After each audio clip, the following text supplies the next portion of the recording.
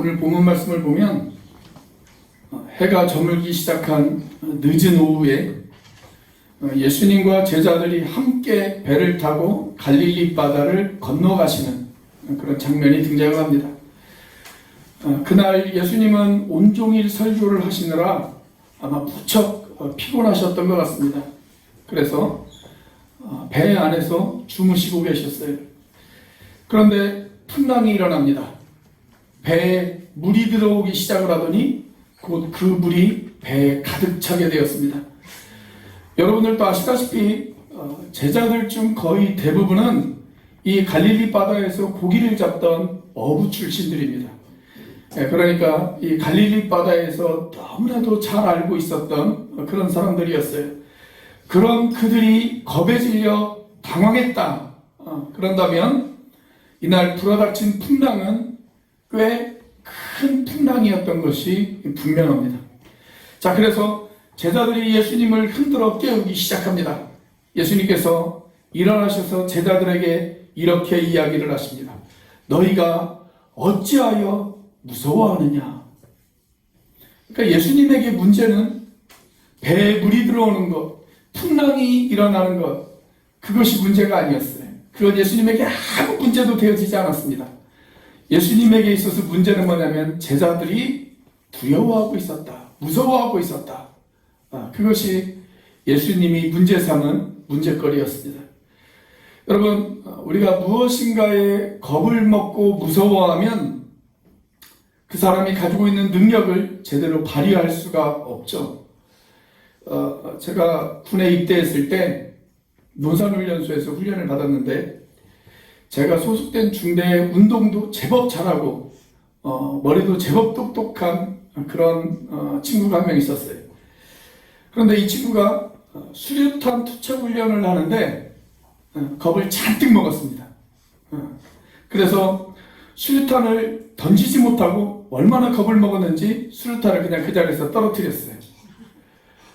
다행스럽게 조교가 빨리 가서 그 수류탄을 집어서 멀리 집어 던져가지고 큰 사고를 막기는 했지만 여러분, 겁을 먹고 무서움에 빠져버리면 사람들이 이렇게 되어집니다. 자, 그런데 인생을 살다 보면 우리가 무서워하는 것들이 참 많아요. 우리에게 무서움을 가져다 주는 것들이 너무나도 많이 있습니다. 아주 오래된 유머 중에 이런 유머가 있습니다. 우리가 무서워하는 것들. 일단 내가 나를 무서워합니다. 그래서 무섭나가 있습니다. 그런데 나도 나가 무섭지만 나보다는 너가 더 무서워요. 그래서 무서워 유가 있습니다. 전혀 웃기지 않으시는 모양인데 남자들은 여자들을 무서워합니다. 그래서 무서운 걸도 있습니다. 남자들이 여자들만 무서워하는 것이 아니라 여자들도 남자들을 무서워합니다. 그래서 무섭군도 있습니다. 요즘은 살기가 너무 어려우니까 그냥 매일매일이 무서워요. 눈 뜨고 일어나는 것이 무서워요. 그래서 어떤 사람들은 무섭데이라고 이야기합니다. 오늘 같은 날 비가 오죠. 우리 교회는 이렇게 건축하시는 분들이 많다 보니까 비가 오는 날이 되어지면 일을 쉬어야 돼요. 그날 벌이가 없어요. 그래서 비가 무서워요. 그래서 우리 교회 교인들은 무섭지비 성도들도 있습니다. 저는 아무튼 모든 게 다 무섭습니다. 이렇게 이야기를 했는데 전혀 웃기지 않고 저를 째려보시는 분들이 너무 무섭습니다. 그래서 무섭다가 있습니다. 다 무섭습니다. 썰렁해도 웃어주신 분들은 금생과 내생에 복이 있을 줄로 믿습니다. 자, 오늘 본문의 사건이 어떻게 마무리가 되어집니까? 예수님이 일어나셨어요. 제자들이 힘들어 깨우자 예수님께서 일어나셨습니다. 그래서 바다를 잠잠하게 하십니다. 그리고 제자들과 목적지까지 안전하게 도착을 하십니다. 그런데 문제는 우리의 삶에도 이런 풍랑이 불어올 수 있다라고 하는 것입니다. 오늘 나에게 불어닥친 풍랑, 오늘 우리 가정 가운데 불어닥친 풍랑, 오늘 내 사업장에 그리고 내 인생 한가운데 어느 날 갑자기 나에게 불어닥친 내가 감당할 수 없는 이 거대한 풍랑, 그 풍랑을 우리는 어떻게 극복할 수 있고 어떻게 우리가 원하는 목적지까지 안전하게 도착할 수 있을까요? 첫째, 풍랑을 직면할 마음의 준비가 되어 있어야 합니다. 자, 오늘 본문을 보시면 매우 흥미로운 사실 하나가 등장합니다. 큰 광풍이 일어났어요. 파도가 배에 부딪히기 시작하면서 배가 요동치기 시작을 합니다. 더 심각한 것은 배에 물이 들어오기 시작을 하더니 그 배에 물이 가득 차게 되었다라고 그렇게 성경이 이야기를 하고 있다는 거예요. 자, 그런데 예수님이 아직도 주무시고 계세요. 예수님이 아직도 주무시고 계세요. 아니, 어떻게 이런 상황 속에서 잠을 잘 수가 있습니까? 저는 처음에는 예수님께서 피곤하시니까 아마 주무셨을 거라고 생각이 되어집니다. 진짜로 주무셨을 것이다. 자, 그런데 광풍으로 인해서 배가 흔들리고 빗방울이 얼굴 위로 떨어지고 그리고 배에 물이 차기 시작한 어느 시점에 예수님께서는 틀림없이 깨어 계셨을 것이다 라고 그렇게 믿습니다. 예수님이 깨어 계셨어요. 그리고 그냥 주무시는 척 하셨을 것이다. 그렇게 생각이 되어져요. 왜 그랬을까? 제자들을 테스트하시기 위해서 그렇습니다. 이 풍랑과 이 환난 앞에서 제자들이 어떤 반응을 보이는가? 이 어려움 앞에서 제자들이 어떻게 반응하는가? 예수님께서는 그것을 확인해 보고 싶으셨던 거예요. 사랑하는 여러분, 우리가 항해하는 인생이라고 하는 이 바다에는 끊임없이 풍랑이 찾아옵니다. 하나가 지나가서 우리가 안심하고 있으면 저 멀리에서 또 다른 풍랑이 우리를 향해서 다가옵니다. 우리 가운데 어떤 사람은 경제적인 풍랑을 겪고 있는 분들도 있을 수 있습니다. 또 우리 가운데 어떤 분은 인간관계가 단절되어져서 내가 상처를 받기도 하고 또 상처를 주기도 하면서 그것 때문에 가슴앓이를 나는 그런 사람들도 있을 수 있습니다. 또 어떤 사람은 한순간 갑자기 내 건강에 문제가 생겨서 그것이 나에게 커다란 풍랑이 되어져서 나를 힘들게 하는 그런 분들도 있을 것입니다. 아무튼 우리들 인생 가운데 언제든지 이런 풍랑들이 불어닥칠 수가 있어요. 그렇다면 하나님께서 왜 우리의 인생 가운데 이런 풍랑을 허용하실까요? 여러분, 사람이 하나의 작은 풍랑을 이겨내면 또 다른 풍랑이 밀려왔을 때 어느 정도 마음 가운데 맷집이 생겨요. 그것을 이겨낼 수 있는 마음, 그런 마음들이 생깁니다. 그래서 크게 당황하지 않아요. 그래서 우리 선배들이 그런 이야기들을 많이 하죠. 우리가 일제 강점기도 버텼고 6.25도 이겨냈는데 이 정도를 못 이겨내겠어. 제가 어릴 때 저희 할아버지가 늘 하셨던 말씀이세요. 우리가 일제 강점기도 이겼고 6.25도 이겨냈는데 이걸 못 이겨내겠어. 그렇게 이야기하시더라고요. 저는 예수님께서 제자들에게 그런 맷집이 생기기를 원했다라고 생각이 되어집니다.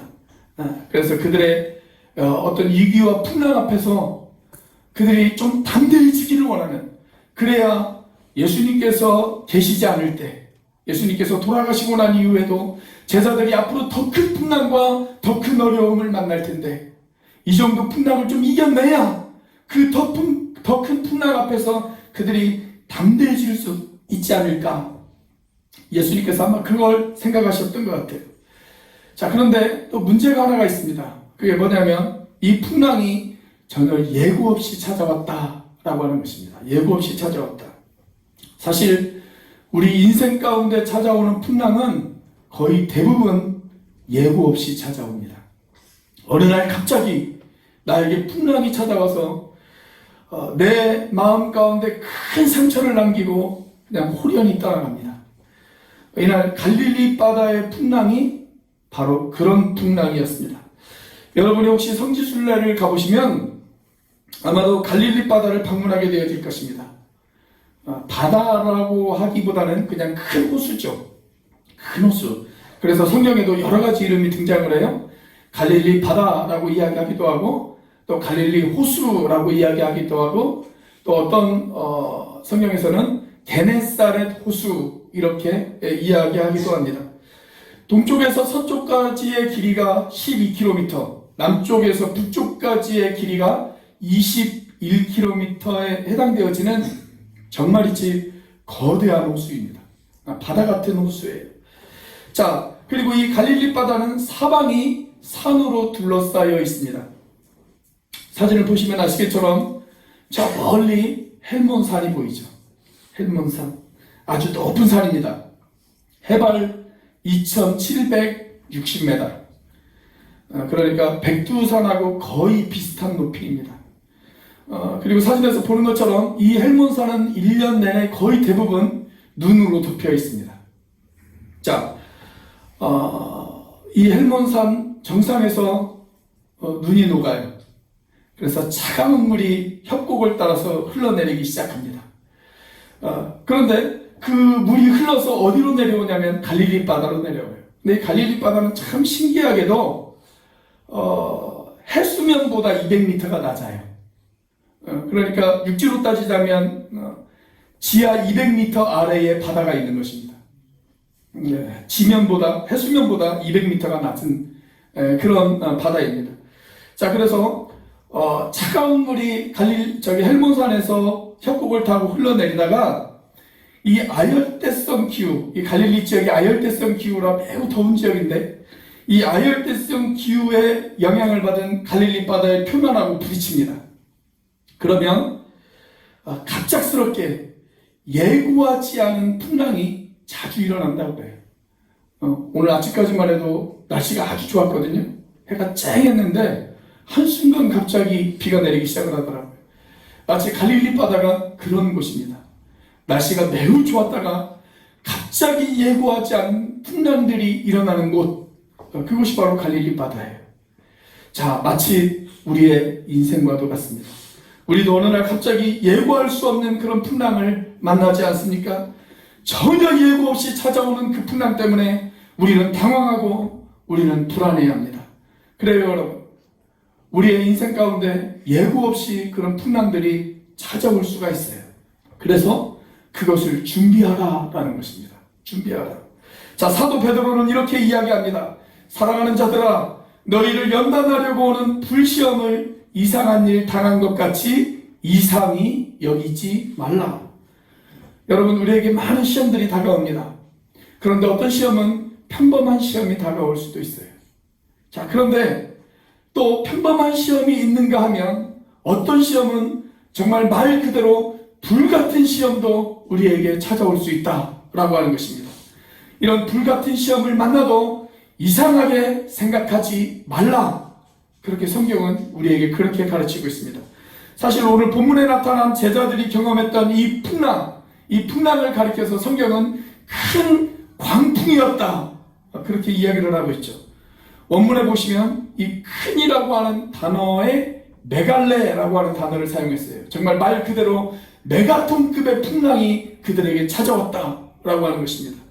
여러분, 예수님은 우리가 예수를 믿었기 때문에 너희들이 이런 풍랑에서 면제되어질 것이다, 그렇게 말씀하신 적이 없어요. 오히려 예수님께서는 우리에게 이렇게 이야기하셨습니다. 세상에서 너희가 환난을 당하나, 이렇게 말씀하셨습니다. 예, 우리도 얼마든지 세상에서 풍랑을 만날 수가 있습니다. 그렇기 때문에 어느 날 갑자기 여러분들 인생 가운데 찾아온 그 풍랑을 이상하게 여기지 마십시오. 언제든지 그 풍랑은 우리에게 찾아올 수가 있어요. 자, 그렇게 찾아온 풍랑 앞에서 주님이 우리에게 약속하신 것 무엇일까요? 담대하라, 내가 세상을 이기었노라. 그래, 여러분, 우리는 풍랑을 면제받은 것이 아니에요. 풍랑을 면제받은 것이 아니라 믿음으로 우리가 그 풍랑을 뚫고 갈 수 있다. 우리가 믿음으로 살면 그 풍랑을 우리가 극복하고 넘어갈 수 있다. 이것이 주님의 약속입니다. 저와 여러분들이 믿음으로 그 풍랑을 넘어가실 수 있는 저와 여러분들이 되시기를 주님의 이름으로 축복합니다. 자, 우리에게 불어닥친 풍랑, 우리가 어떻게 극복할 수 있을까요? 두 번째로 예수님을 향한 믿음이 필요합니다. 예수님을 향한 믿음이 필요해. 우리가 풍랑을 넘어서서 바다 건너편에 있는 항구로 도착하기 위해서는 예수님을 향한 믿음이 필요하다는 것입니다. 자, 오늘 본문의 39절 말씀을 보시면 예수님께서 일어나셔서 풍랑 있는 바다를 향해서 이렇게 명령하십니다. 바다야, 잠잠하라. 잠잠하라. 자, 그러자 바다가 잠잠하게 되어진 줄로 믿으시기를 바랍니다. 자, 이 사건 직후에 예수님께서 두 마디의 말씀을 덧붙이셨어요. 하나는 너희가 어찌하여 무서워하느냐 이렇게 말씀하셨고, 또 하나는 너희가 어찌 믿음이 없느냐 이렇게 말씀하셨습니다. 전 예수님의 제자들에게 믿음이 전혀 없었다 이렇게 생각하지는 않습니다. 아주 약한 믿음이기는 하지만, 아주 적은 믿음이기는 하지만 어느 정도의 믿음은 있었다 이렇게 생각합니다. 그러니까 그들이 배와 그물을 버려두고 예수님을 따라간 것 아니겠어요? 그런데 그들의 믿음이 아주 굳건한 믿음은 아니었어요. 자, 그러자 풍랑이 일어났을 때 그들의 적은 믿음이 흔들리기 시작합니다. 그래서 어떻게 해요? 예수님을 흔들어 깨우기 시작해요. 선생님, 일어나세요. 우리가 죽어가고 있습니다. 어째서 잠만 주무시고 계십니까? 일어나서 뭐라도 좀 해주십시오. 그렇게 이야기합니다. 믿음이 흔들리니까 지금 주인과 종의 위치가 바뀌어버렸어요. 그래서 제자들이 오히려 선생님에게 벌 좀 해달라고 요구하기 시작합니다. 제자들이 주인에게 명령하기 시작해요. 주님, 뭐라도 좀 해주십시오. 여러분, 우리 역시 문제가 해결되어지지 않을 때, 그리고 우리의 믿음이 흔들리기 시작할 때, 오히려 예수님에게 우리가 막 지시할 때가 있어요. 내가 주인이 되어져서 예수님에게 자꾸 막 명령하고 예수님에게 뭔가를 자꾸 지시하고 그럴 때가 있습니다. 여러분, 제자들이 왜 예수님을 흔들어 깨웠을까요? 예수님이 침묵하셨거든요. 풍랑이 일어날 때, 정말 그들의 인생 가운데 큰 위기가 찾아왔을 때 예수님께서 적극적으로 그 위기 가운데 개입하셨으면 괜찮은데 예수님께서 오히려 지금 침묵을 지키시고 계셨거든요. 제자들은 그것이 견디지 못했던 것입니다. 여러분, 우리들도 때때로 그럴 때가 있잖아요.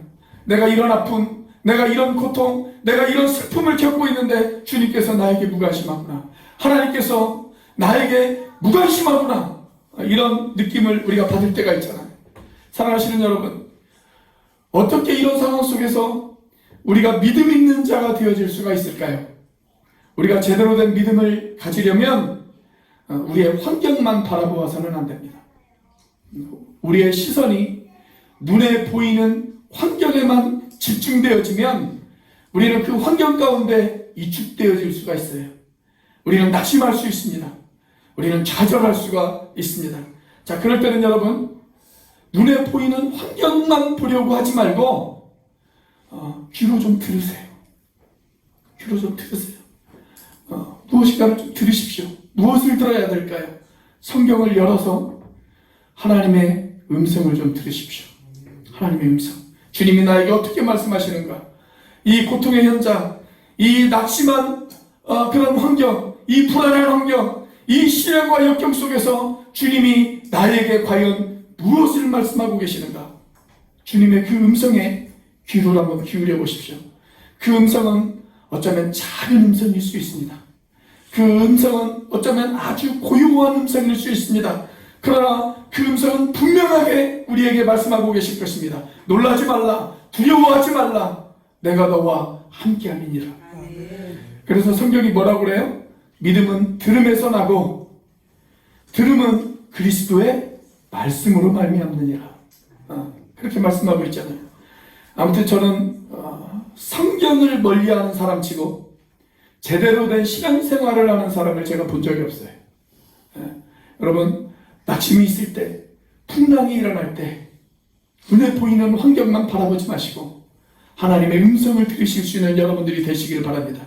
여러분 인생 가운데 거대한 풍랑이 불어닥치고 있습니까?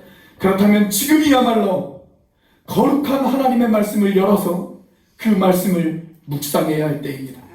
그리고 내가 그 말씀 안에 믿음을 소유할 수만 있다면, 그 말씀을 믿는 믿음을 내가 소유할 수만 있다면 여러분, 우리는 풍랑을 이겨낼 수 있을 것입니다. 어려움을 극복할 수 있을 것입니다. 그리고 마침내 그 풍랑이 있는 바다를 건너 안전한 폭으로 우리는 도착하게 되어질 것입니다. 그런 믿음이 저와 여러분들 가운데 있으시기를 주님의 이름으로 축원합니다. 우리에게 불어닥친 풍랑 우리가 어떻게 극복할 수 있을까요? 세 번째로 예수님이 누구인지를 확신해야 합니다. 예수님이 누구신지를 확신해야 합니다. 자, 예수님을 향한 믿음을 가지려면 예수님이 누구인지를 알아야죠. 예수님이 누구인지를 알아야 예수님에 대한 믿음이 확실해지지 않겠습니까? 자, 오늘 본문을 보시면 예수님께서 풍랑이는 바다를 향해서 명령을 하십니다. 자, 39절 말씀 같이 한번 읽어보겠습니다. 시작. 예수께서 깨어 바람을 꾸짖으시며 바람을 이으시되 잠잠하라 고요하라 하시니 바람이 그치고 아주 잔잔하여지더라. 아멘. 자, 여기 보면 예수님이 바람을 꾸짖으셨다 그랬습니다. 바람을 꾸짖으셨다. 이런 아주 특이한 표현을 사용하셨어요. 바람을 꾸짖으셨다. 본래 복음서에서 꾸짖는다 라고 하는 말은 주로 어디에서 사용되어지냐면 예수님이 귀신을 내어 쫓으실 때 꾸짖는다 그런 표현을 사용합니다. 귀신을 꾸짖으셨다 이렇게 사용이 되어져요. 자, 그런데 오늘 바람을 향해서도 예수님께서 똑같은 표현을 사용하셨어요. 바람을 꾸짖으셨다. 여러분, 우리가 인생에서 당하는 모든 환난과 풍랑이 다 사탄 마귀가 주는 것은 아닙니다. 어떤 것은 내 실수 때문에 환난과 풍랑이 찾아올 때도 있고, 어떤 사람은 또 여러 가지 이유들 때문에 그런 풍랑이 찾아올 수도 있습니다. 모든 풍랑이 마귀가 주는 것은 아니에요. 자, 그런데 어떤 풍랑은 마귀가 가져다 주는 것도 있습니다. 마귀가 가져다 주는 것도 있어요. 내 마음을 좌절시키고 나를 무너뜨리고 나를 주저하게 만드는 그 배후에 악한 영들의 역사가 있을 수가 있습니다. 그럴 때는 어떻게 해야 됩니까? 예수님의 권세를 의지해서 꾸짖으셔야 합니다. 꾸짖으셔야 돼요. 나를 좌절시키고 내 마음을 약하게 만들고 나에게 못된 생각을 가져오는 더러운 것들아, 내가 예수 그리스도의 이름으로 명하노니 잠잠하라, 물러가라. 이렇게 꾸짖을 수가 있어야 됩니다. 자, 파도와 바다가 잠잠해졌어요. 이 놀라운 광경을 보던 사람들이 오늘 본문의 마지막 절에서 이렇게 외치고 있죠. 41절 같이 한번 읽어보겠습니다. 시작. 그들이 심히 두려워하여 서로 말하되 그가 누구이기에 바람과 바다도 순종하는가 하였더라. 그들이 심히 두려워했다. 그렇게 기록되어 있죠. 두려워했다. 그리고 저분이 누구신가? 바람과 파도를 잠잠하게 하시는 저분이 과연 누구신가?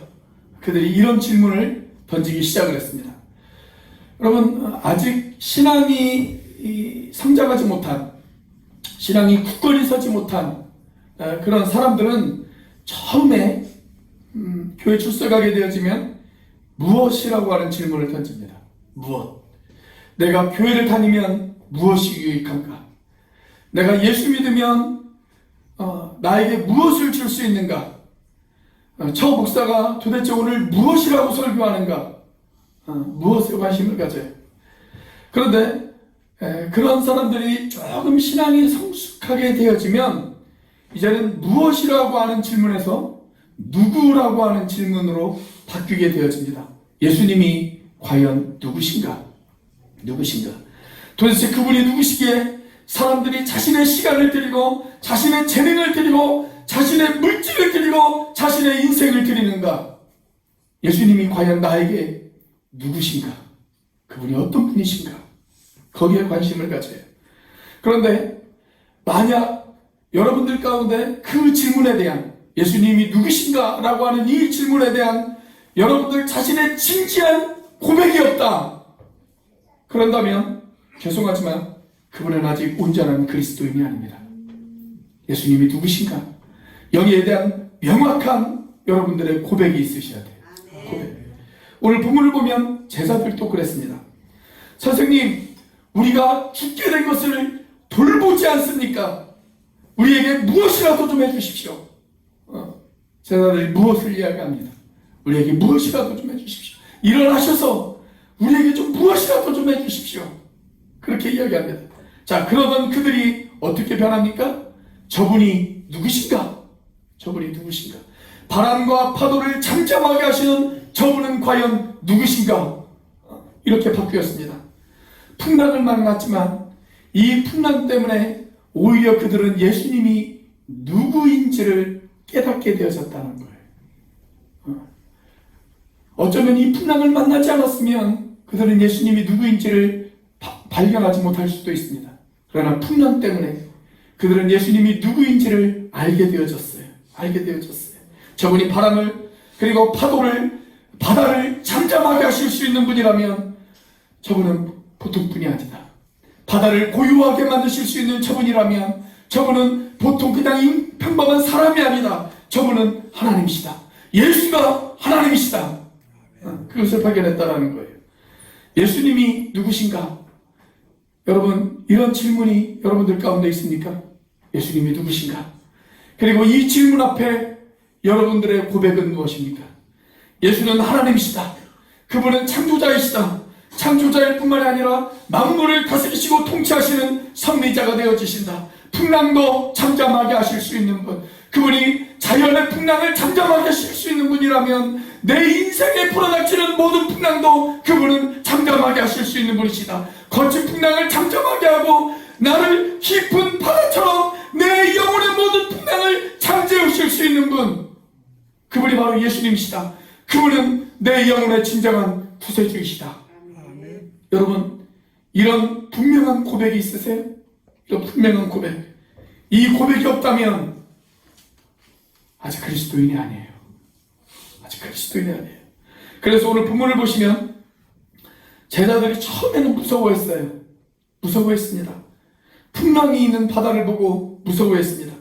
자, 그런데 무서워했던 제자들이 어떻게 바뀌었습니까? 자, 41절 말씀에 보면 그들이 심히 두려워했다. 그렇게 기록되어 있어요. 처음에는 무서워했는데 나중에는 두려워했어요. 어떻게 보면 좀 비슷한 말 같죠? 무섭다, 두렵다. 자, 그런데 이 표현이 전혀 다른 표현입니다. 완전히 다른 표현이에요. 완전히 다른 표현. 무섭다라고 하는 건 뭐가 무섭다라는 거예요? 풍랑이 있는 바다가 무섭다는 거예요. 죽을까봐 무섭다라는 거예요. 그냥 무서운 거예요. 그런데 두렵다라고 하는 이 말은 원문에 보면 경외심으로 가득 찼다, 이런 표현입니다. 바다를 잠잠하게 하고 풍랑을 잠잠하게 만드신 그 예수님을 보며 그들은 경외심으로 가득 차게 되었습니다. 그들은 어쩌면 지금까지 예수님을 아마 훌륭한 선생님 정도로 생각했는지도 모르겠어요. 그러나 한순간 그들은 예수 안에 있는 하나님을 발견한 것입니다. 그러다 무서움이 경외심으로 바뀌었습니다. 만물을 다스리고 통치하시는 분, 그 주님이 나와 함께 하신다. 그 주님이 여기에 계신다. 그 주님이 우리와 함께 하신다. 여러분, 그러면 끝난 거 아니에요? 그러면 끝난 거잖아요. 우리가 신앙을 가졌다고 해서 힘든 일이 사라지는 것은 아니에요. 여전히 힘든 일이 생겨요. 신앙이 있어도 힘든 것은 힘들어요. 힘든 건 힘들어요.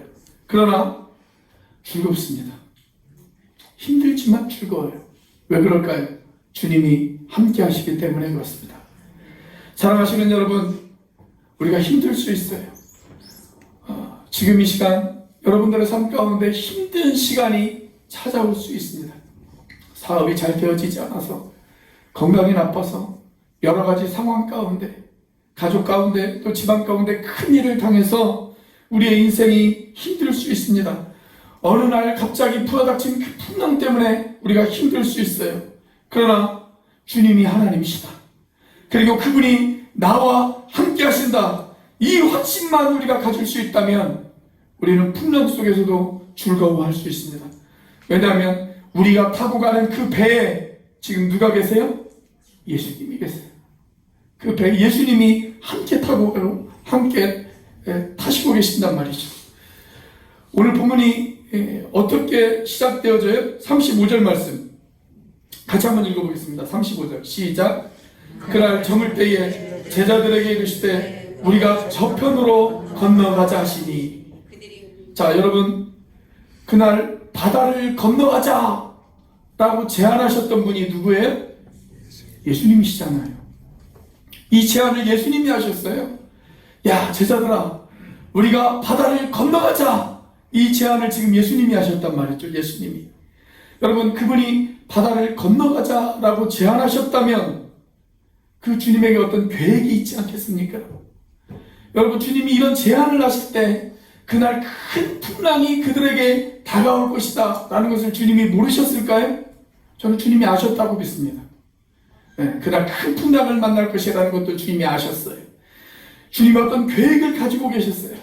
그리고 그 풍랑 속에서 제자들을 가르치고 제자들에게 깨우침을 주시기 위한 예수님의 계획이 있으셨다. 저는 그렇게 믿습니다. 여러분, 우리의 인생 가운데 큰 풍랑이 불어닥칠 때, 우리의 인생 가운데 큰 환란이 불어닥칠 때, 여러분, 주님이 우리와 함께 하신다면 그 풍랑을 향한 주님의 계획이 있으리라고 저는 믿습니다. 여러분, 풍랑에는 하나님의 뜻이 있습니다. 풍랑은 그냥 휘어지지 않습니다. 거기에는 하나님의 계획이 있습니다. 그러나 주님이 우리와 함께 하신다면 우리는 그 풍랑 속에서도 승리할 수 있게 되어질 줄로 믿습니다. 그 믿음이 우리에게 있다면 우리가 다시 일어나서 용기 있게 건너편에 있는 포구를 향해서 우리가 힘찬 항해를 다시 시작할 수 있을 것입니다. 우리에게 그런 믿음이 있으시기를 주님의 이름으로 축원합니다. 기도하시겠습니다.